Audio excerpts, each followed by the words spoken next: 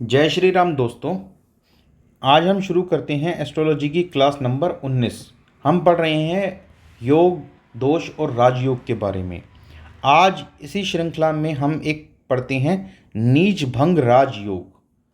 बहुत ही महत्वपूर्ण योग है और इसी योग की वजह से, राजयोग की वजह से दुनिया में बड़े बड़े तुर्रम खां बनते हैं। और हमारे ही देश में एक ऐसा एग्जाम्पल है जो इस नीच भंग राजयोग की वजह से बहुत बड़ी बुलंदियों पे पहुंचे हुए हैं, तो उनके बारे में भी डिस्कस करेंगे। पहले इस योग को समझ लेते हैं कि ये क्या होता है। जब भी कोई planet, when a planet is in a debilitated state, जब भी कोई प्लेनेट नीच अवस्था में होता है और उसी टाइम पे उसी जो साइन है उसमें उसके उच्च राशि का प्लेनेट बैठ जाए या उसी राशि का स्वामी बैठ जाए, तो इसको नीच भंग राजयोग कहते हैं। एक एग्जाम्पल की हेल्प से समझते हैं। अगर मान लीजिए कि सूर्यदेव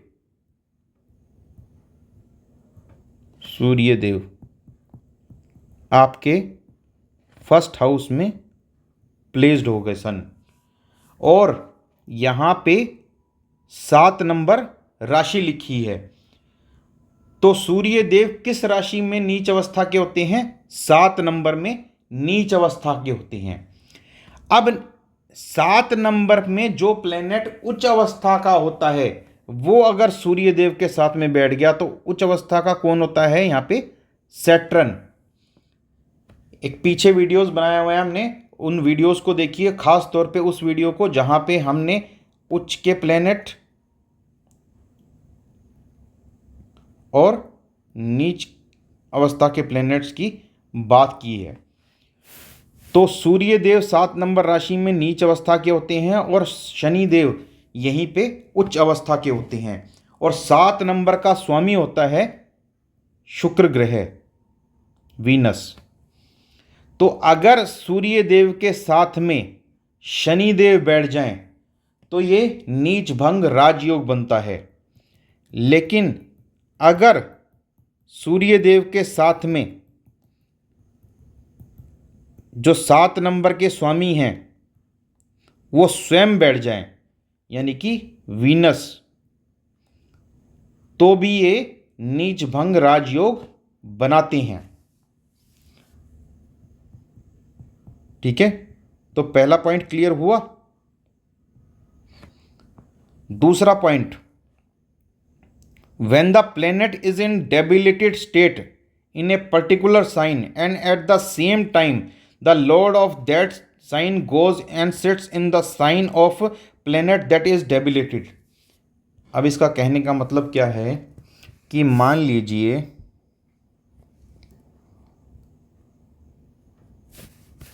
शनि देव सैटर्न 1 नंबर राशि में बैठे हैं, ठीक है। तो 1 नंबर राशि का जो स्वामी है वो है मार्स, मंगल देव। तो शनि देव यहां पे नीच अवस्था के हो गए, तो मंगल देव इसी टाइम पे शनि देव की जो राशि होगी 10 नंबर, वहाँ पे जाके मंगल देव बैठ जाएं। अगर शनि देव मंगल देव की राशि में बैठे हैं और मंगल देव उसी वक्त में शनि देव की राशि में जाके बैठ जाएं, तो इसको भी नीच भंग राजयोग माना जाता है। कई विद्वान इसको मानते हैं, कई विद्वान नहीं मानते हैं, लेकिन हमारी रिसर्च ये कहती है कि ये नीच भंग राजयोग में शामिल होता है, ये वाला पॉइंट।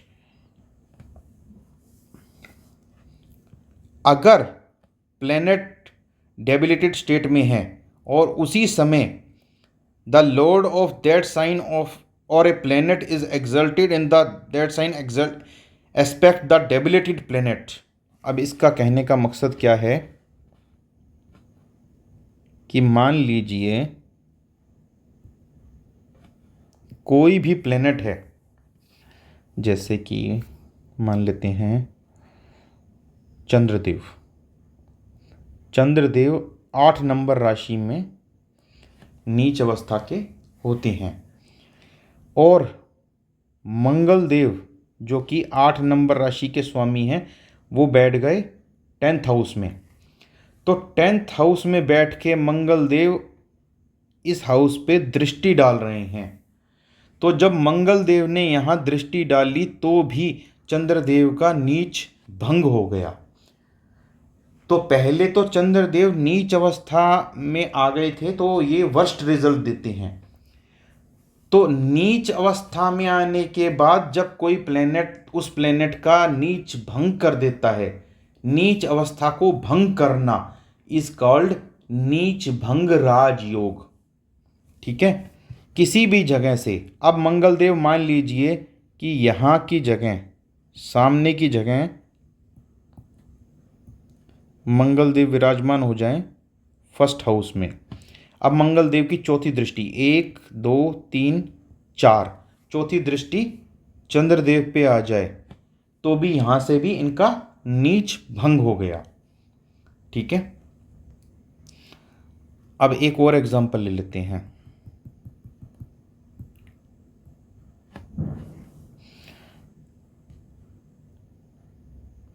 अब मान लीजिए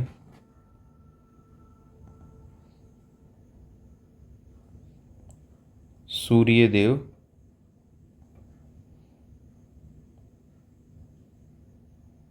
7 नंबर राशि में बैठे हैं। तो या तो इस राशि में जो प्लेनेट उच्च का होता है शनिदेव, शनिदेव सामने से बैठ के और सूर्यदेव पे दृष्टि डाल दें तो भी नीच भंग राजयोग बन गया। और जो उस राशि का स्वामी है वो भी अगर सामने से दृष्टि डाल देगा तो भी नीच भंग राजयोग बन गया। अब एक थ्योरी और है,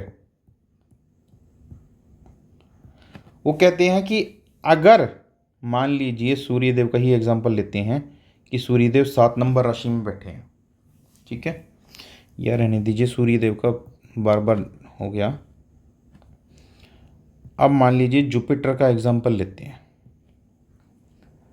जुपिटर मान लीजिए यहाँ पे विराजमान है और यहाँ पे 10 नंबर राशि लिखी है। तो जुपिटर 10 नंबर राशि यानी कि शनिदेव की मकर राशि में नीच अवस्था के होते हैं। अब या तो शनिदेव कहीं से भी इन पे दृष्टि डालें या शनिदेव इनके साथ विराजमान हो जाएं। ठीक है, या फिर शनिदेव बृहस्पति देव की राशि में जाके बैठ जाएं तो यहाँ पे नीच भंग राजयोग बनता है। ठीक है, आप कहते हैं कि जहाँ पे बृहस्पति देव विराजमान है, जिस राशि में बृहस्पति देव नीच अवस्था के हुए हैं, उससे केंद्र में अगर शनि देव विराजमान हो जाएं तो भी ये नीच भंग होता है। कई विद्वान मानते हैं कि ये होता है, कई नहीं। जैसे मान लीजिए इससे केंद्र कौन सा हुआ इस हाउस से, 1 2 3 4 ये हुआ, 5 6 7 7 8 9 और 10।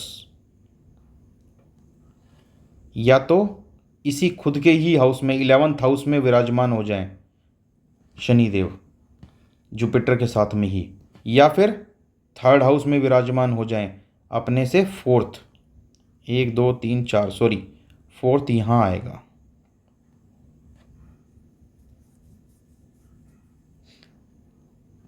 एक 4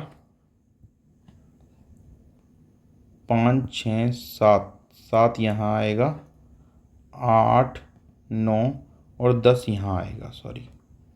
ठीक है,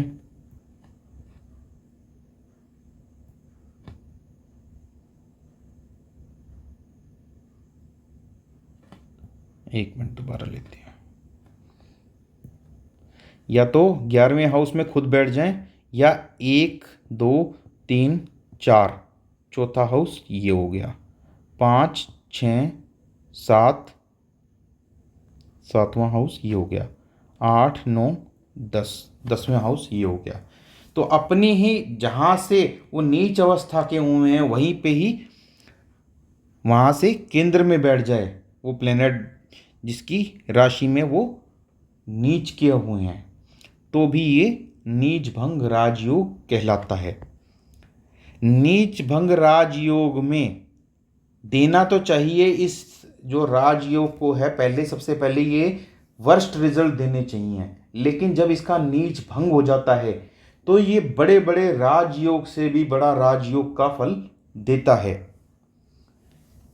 इसमें मिथ क्या है, इल्यूजन क्या है, भ्रम क्या है कि ये त्रिक भाव में कभी भी अच्छे रिजल्ट नहीं दे सकता, जबकि ये बात गलत है।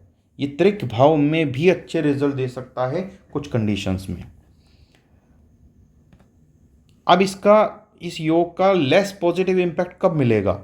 अगर लग्नेश वीक पोजीशन में हो। लग्नेश कौन होते हैं? कुंडली का जो ओनर होता है। यहाँ पे पहले हाउस में आपके 1 से लेके 12 तक जो राशि लिखी होगी उसका जो स्वामी होगा उस राशि का वो लग्नेश होता है, लगन लॉर्ड। अगर लग्नेश वीक पोजीशन में है तो इसका अच्छा रिजल्ट नहीं मिलेगा, इस राजयोग का फल नहीं मिलेगा उतना।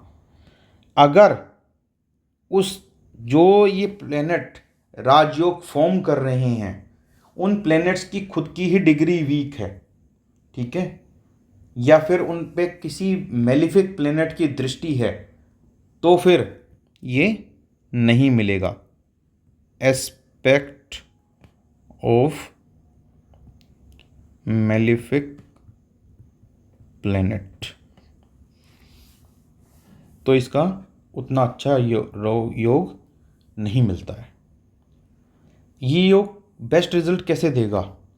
अगर ये बहुत अच्छे हाउसेस में बनता है तो अच्छे हाउसेस 1 4 7 10, उससे कम अच्छे हाउसेस 1 5 9, तो इनमें अच्छा रिजल्ट देगा। रेमेडीज़ क्या करनी चाहिए? जातक को जेमस्टोन पहनना चाहिए, पहले अच्छे से देख लेना चाहिए कि क्या वो जेमस्टोन उन प्लैनेट्स का वियर कर सकते हैं। जेमस्टोन कौन कौन वियर कर सकता है, किस किस प्लैनेट का वियर कर सकते हैं, ये सब हम आगे आने वाली वीडियोस में समझेंगे। मंत्र जाप कर सकते हैं आप, उस ग्रह से रिलेटेड जो भी आपका रिलेशनशिप होता है उसके साथ मधुर संबंध बना दे सकते हैं। मतलब अगर मार्स ये राजयोग फॉर्म कर रहे हैं मंगल देव, तो आप अपने ब्रदर के साथ अच्छा रिलेशनशिप बना लें। अगर सन ये राजयोग फॉर्म कर रहे हैं तो आप अपने फादर के साथ अच्छा रिलेशनशिप बनाएं। अगर मून ये राजयोग फॉर्म कर रहे हैं तो आप अपनी मदर के साथ अच्छा रिलेशनशिप बनाएं। आप भगवान नारायण की पूजा करें। किसी भी राजयोग में अगर आपको बेस्ट रिजल्ट नहीं मिल रहा है, उसका एक सबसे आसान तरीका है कि आप भगवान नारायण को पूजने लग जाएं। नारायण नारायण नारायण, सारा दिन पागलों की तरह नारायण नारायण नारायण करते रहिए। नारायण को किसी भी रूप में याद कीजिए, किसी भी तरीके से आप नारायण का नाम लीजिए, आपको उस राजयोग का बहुत अच्छा रिजल्ट मिलना शुरू हो जाएगा। और ये नीच भंग राजयोग के बारे में हमने एक पर्सनैलिटी के बारे में बात किया था कि एक पर्सनैलिटी हैं जिनकी कुंडली में ये योग है, तो हम वो भी डिस्कस कर लेते हैं एक। वैसे तो हम उनकी महानुभाव की आगे चल के पूरी डिटेल में कुंडली समझेंगे, लेकिन फिर भी अभी थोड़ा बहुत समझ लेते हैं। हमारे देश के प्रधानमंत्री जी, उनकी कुंडली में 8 नंबर राशि में चंद्रदेव विराजमान है। तो चंद्रदेव यहाँ पे 8 नंबर राशि में नीच अवस्था के हो गए और यहीं पे मार्स बैठ गए। मार्स यानी कि मंगल देव, जो कि 8 नंबर राशि के स्वामी ग्रह हैं, क्योंकि 8 नंबर राशि मार्स की ही है। तो ये जब इनकी चंद्रदेव की महादशा शुरू हुई तो आप सभी बताना कि इनको क्या फल मिला था। इनकी चंद्रदेव की महादशा शुरू हुई थी 2014 में, जो नीच भंग राजयोग है। ठीक है, और आप सभी की नॉलेज के लिए बता दूं, आप गूगल भी करके देख लीजिएगा, 2014 में ही ये प्राइम मिनिस्टर बने थे। तो नीच भंग राजयोग राजयोगों से भी बहुत तगड़ा रिजल्ट देता है। इस बात को हमने सिद्ध कर दिया इस एग्जाम्पल से। ठीक है, आप सभी चाहें तो गूगल पे लिखिएगा कि कुंडली ऑफ श्री नरेंद्र मोदी जी, तो आपके पास डाटा आ जाएगा। वहाँ पे आप देखेंगे कि फर्स्ट हाउस में यहाँ MO लिखा है और MA और 8 नंबर राशि लिखी है। तो 8 नंबर राशि में वहाँ मून नीच अवस्था के हुए और मार्स वहाँ के स्वामी हैं। तो इन्होंने मार्स ने मून का नीच भंग कर दिया। तो इसीलिए जब ऐसे प्लेनेट की दशा आएगी तो वो उस इंसान को राजा बना देता है। तो आगे चल के डिस्कस करेंगे कि बहुत डिटेल में ये जो हमने जैसे आज मोदी जी का एग्जांपल लिया है, इनकी एक डिटेल्ड कुंडली एनालिसिस भी करेंगे और भी बड़े बड़े दिग्गजों की कुंडली एनालिसिस करेंगे, जिससे आपको क्लैरिटी होती चली जाएगी। अभी हम बेसिक समझ रहे हैं बेसिकली, उसके बाद हम बहुत आगे डिटेल में एडवांस वर्जन भी समझेंगे। तो जब आपको कुंडली पूरी अच्छी तरीके से देखनी आ जाएगी, आपका हाथ साफ हो जाएगा, तो आप जो ना बड़े बड़े महानुभाव की कुंडली पे रिसर्च जब करेंगे तो आपको पता चलेगा कि अच्छा इस योग की वजह से वो इस पोजीशन पे पहुँचे और इस टाइम पे पहुँचे। ठीक है, तो आज के लिए हमारा यही टॉपिक यहीं समाप्त करते हैं। आपको अगर इस टॉपिक से रिलेटेड या एस्ट्रोलॉजी के जो पीछे के हमने वीडियोस बनाए हैं उससे रिलेटेड कहीं भी कोई भी दिक्कत महसूस होती है तो आप हमें कमेंट करिए। कमेंट करके आप अपना सजेशन दीजिए, आपकी क्वेरी दीजिए। आप इसमें कोई और वैल्यू एडिशन करना चाहते हैं तो वो लिखिए। आपके सारे सजेशन, व्यूज़ सब वेलकम है और हमारा सबका मकसद है एक साथ एस्ट्रोलॉजी सीखना और एस्ट्रोलॉजी सीख के अपनी और दूसरों की लाइफ को सुखद बनाना।